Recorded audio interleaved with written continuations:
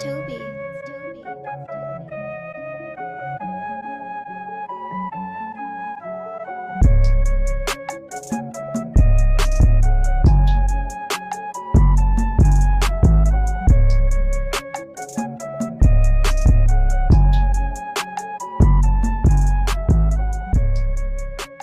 Hey, welcome back to the N.y.a show. Hello, let me see.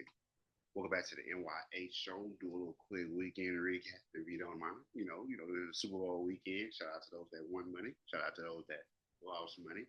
Starting off the weekend on Saturday, my daughter went from district's first year. They had social studies fair. Everybody who did their project, her and another young man, shout out to Josiah, they both qualified for a district. That was over at the superintendent building over in the cab. Then I should have started somewhere. Then she went from made it through a district and be going to regionals in March. So shout out to that. That's how I spent most of my Saturday chilling with my children and my nephew. Then on Sunday, church service where they had us up there, locked it on. Well, I ain't sweated that much in church in a minute. Had us up there locked on, like Kendrick and them was at Super Bowl, doing songs up there. Apostle, that's what he wanted. That's what he wanted Sunday. And then that evening, it was just Throw Up City, man. Throw Up City had ate some bad pizza. The dough wasn't where it's supposed to be, and the whole family was in. I was able to made it all the way home. 40-minute drive, made it home. 40-minute drive, and then I got in the car like a big ball. Just came and said, "Oh, time to go." Blah. That may be a little too much for y'all, but that's just what the last couple of days. That's what things been like for me. So I had a terrible day today, but I managed to get through. Still was able to do the show tonight, but it was a hard first half of the day. Damn sure was a hard first half of the day.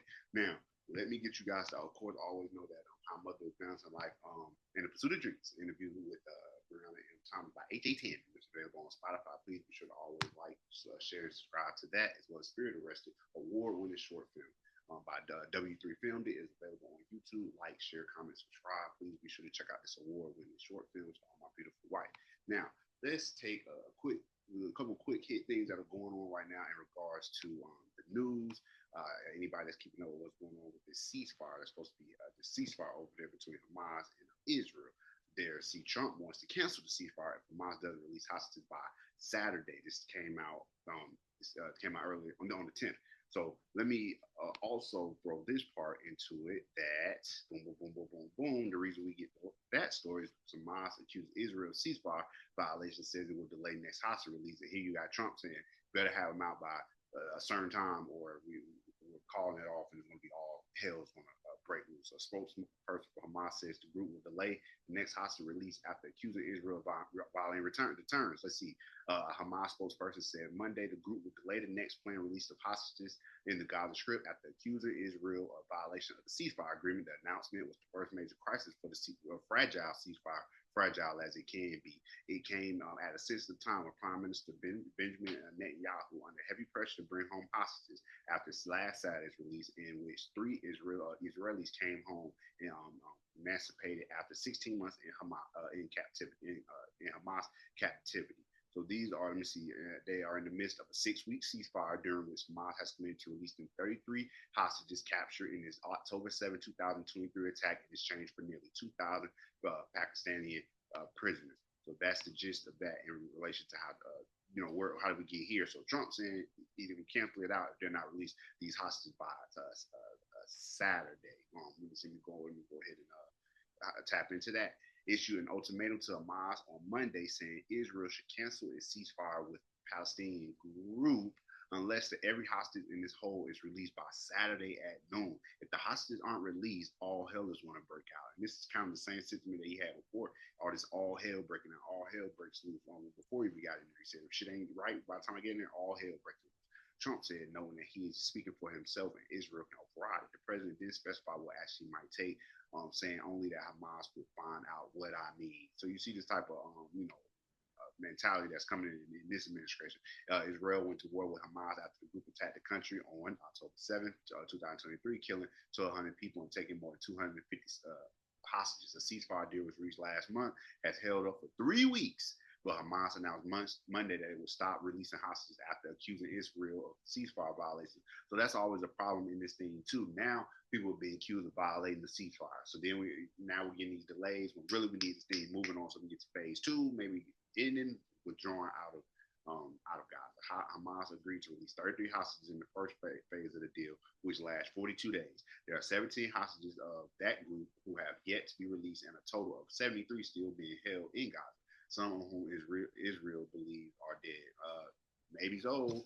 Israel has released hundreds of Palestinian prisoners as part of this ceasefire deal, and a lot of people that work with Benjaminnetanyahu, I'm pretty sure they don't like that at all. They want him right after these first 6 weeks to go right back into war, or they're walking away from the administration. Hamas' decision to stop releasing hostages prompted Israeli Defense Military, Israeli Defense Minister Israel Katz to accuse the group of violating the ceasefire. He instructed the military to prepare the highest level of readiness in Gaza and defend Israeli communities. More than 47,000 Palestinians have been killed in Gaza since Israel began its military offensive, according to the script's Hamas-run health authorities. So that's what we have on that story. Please be sure that you let me know what y'all thoughts are, if you are keeping up with what's going on in Hamas at all. And we got a new president there, not walking to the same beat of Joe Biden, but he really is. He's just saying it mean. What's got to get out there and just want to be nice, but he'll still just be, signing off on people being killed. You know what I'm saying? He's letting I'm on my shit, and I'm Donald Trump at least letting I'm with the shit, and I'm still going to sign off on the killing. Biden tried to play nice and was still signing off on the killings. Now, last thing I had quick hit was a murder lawyer that had pink fingernails stuck to chest. Suspect identified as former ballerina in computer science.